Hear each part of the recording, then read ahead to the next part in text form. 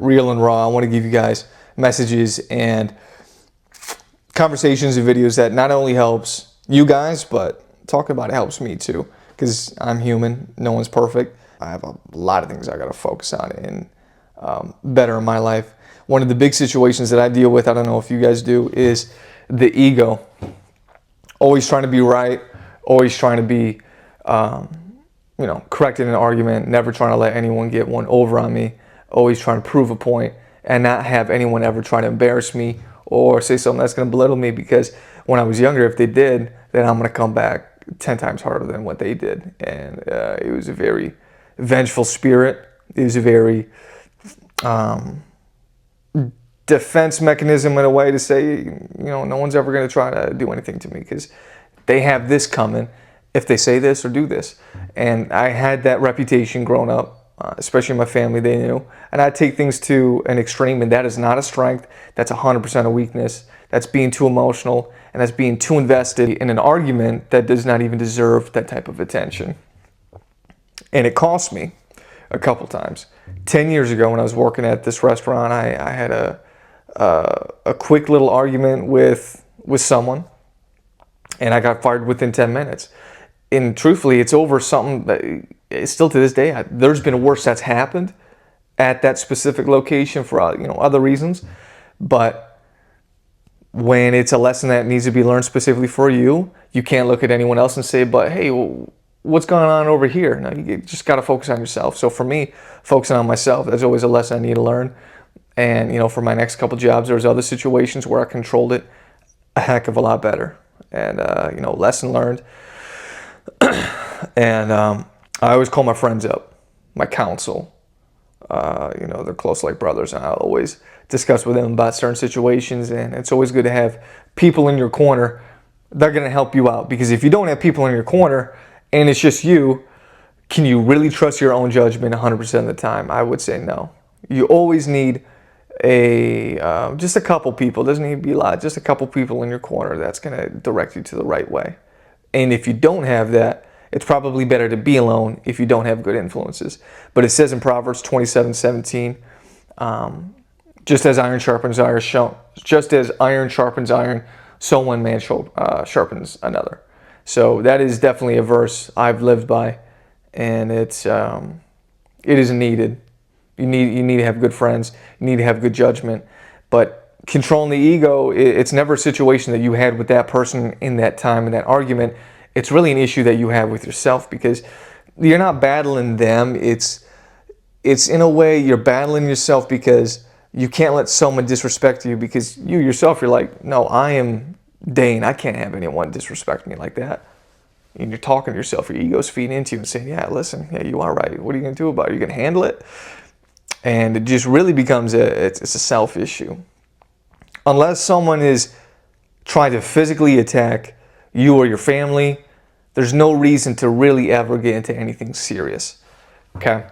I always say that. If it's for a physical altercation, it's only to defend you and your family. If it's for a verbal confrontation, handle it to the best of your ability.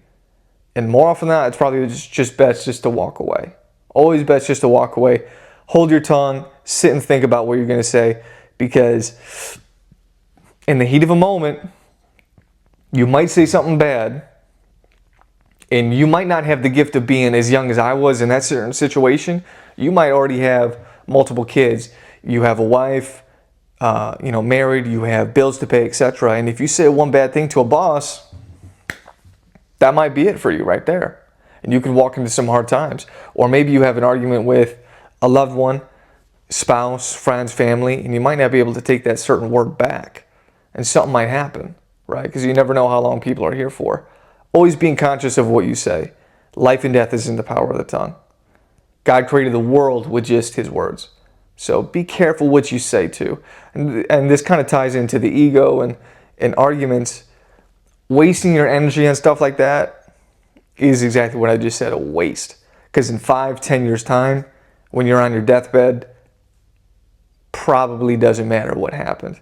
More often than not, these arguments that we have are very small. They're very, very minuscule. So it's really best just not to even spend any energy on that. There's more important things that are happening on in life. But it's hard. I get it, because you go through your life always trying to prove that you're right. It can be dangerous. So just a quick reminder for you guys.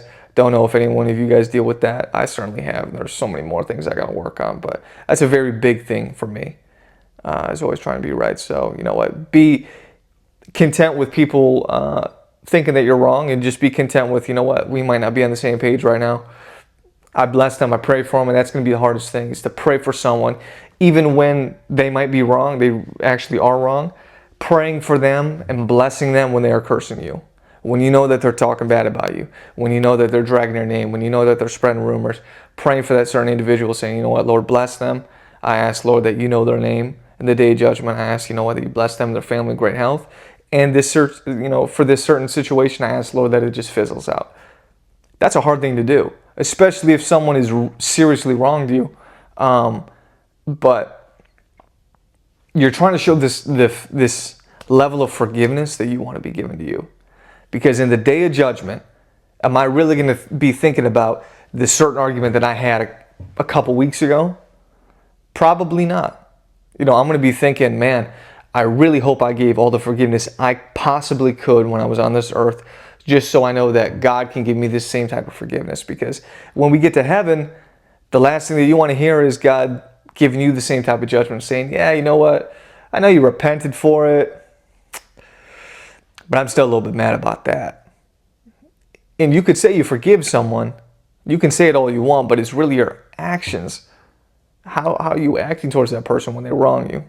Do you just say, yeah, I forgive you, and then you still treat them with a little bit of anger?